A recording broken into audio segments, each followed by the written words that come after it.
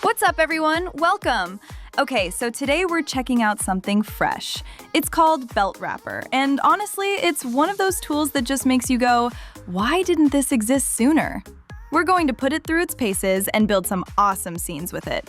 You can grab it through the MotionDesk panel. Just download it from MotionDeskPanel.com and install it. I already have the panel running in After Effects, so I'm just gonna hit this icon here to open up the market, find belt wrapper, hit install, boom. Done. And just like that, it shows up right in the main panel, ready to go whenever I need it. Okay, so here's the belt wrapper UI. Let's play with it. I'm grabbing these 3 shape layers, jumping into warp layers, and hitting add so the tool knows what to work with. Then I click create hole, and boom! A brand new layer pops up called belt wrapper hole, and it literally wraps around my 3 shapes like a belt. Move the shapes around, and the hole just follows along dynamically. It's kind of satisfying to watch, honestly. Now let's make things more interesting. I'll Alt-click the position stopwatch on each layer and throw in a wiggle expression. Instant random movement, 0 effort. Love it. But wait, random movement is cool, but what if the shapes also rotated as they moved? That's where Property Driver comes in. I'll pull up position and rotation for my layers, then connect them. Select position, click Pick Source Property, select rotation, set it as the target property, and hit apply. Now when the shape slides left or right, it tilts along with it. Looks so much more natural and alive. And if I want even more dramatic rotation, I just go into the layer's effect controls and bump the rotation strength from 100 to 150. Then repeat for the other 2 layers.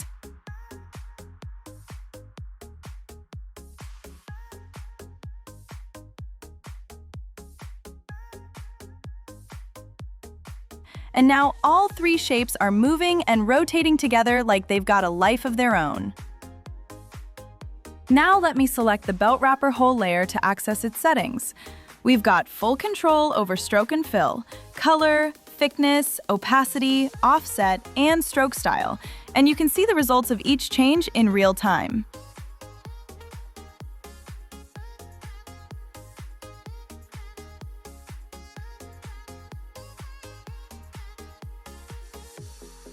One option worth paying attention to is curve samples.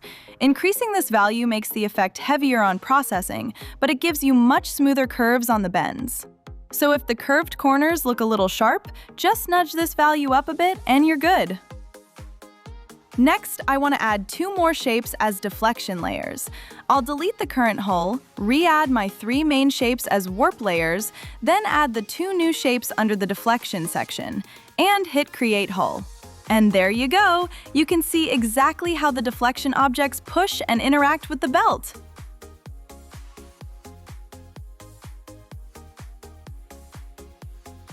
Now let's see what individual layer offset does. Once I enable it, each layer gets its own separate offset control, so you can adjust the distance between each shape and the belt independently. Super useful when you need more control.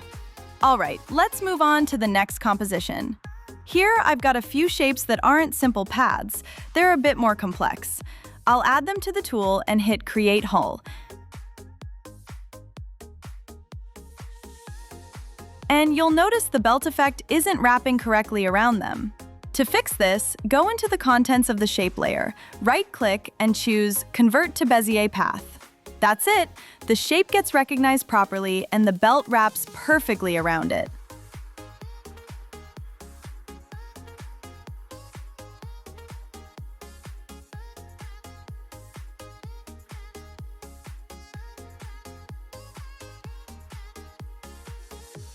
Let's jump into the next composition, an audio cassette design where we're going to simulate the tape ribbon using belt wrapper. The reels are already animated and spinning.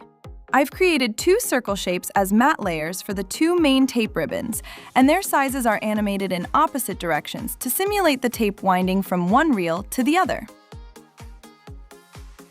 I also designed some additional shapes to act as deflection points along the ribbon's path, and while they're hidden, they still affect the belt.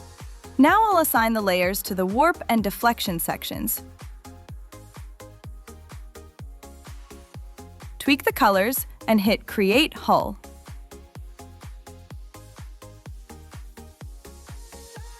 To remove the connecting line between the two reels, I'll create a rectangle shape and set the belt wrapper hull layer to alpha inverted. Then, to make the ribbon feel more natural, I'll go into the stroke wave settings, increase the values, and animate the phase property using time value.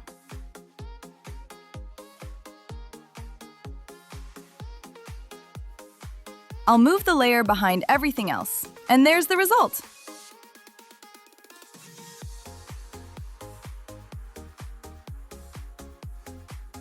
For the next comp, I've got two text layers with their scale animated between 50 and 100.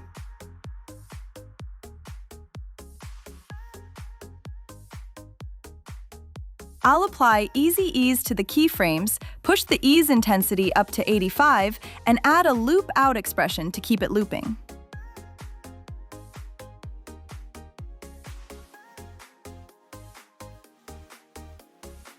Now I'll select both layers, run the text box tool, and in the new version, there's a circle mode which I'll select. Hit Apply, and two circular frames appear around the texts.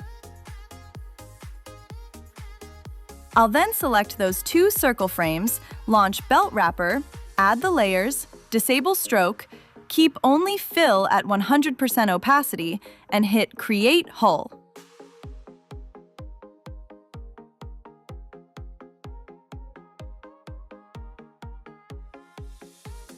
Beautiful effect, done in seconds. And for our final comp, I've got 4 animated text layers.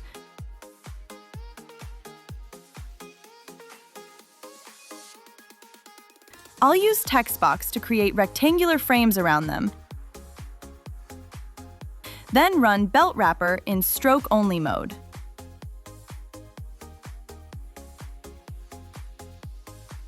And that's the result. All right, that's a wrap. Head over to our website, explore the tools, grab the MotionDesk panel, and if you're enjoying what we're building, subscribing really does help us keep making more. See you in the next one!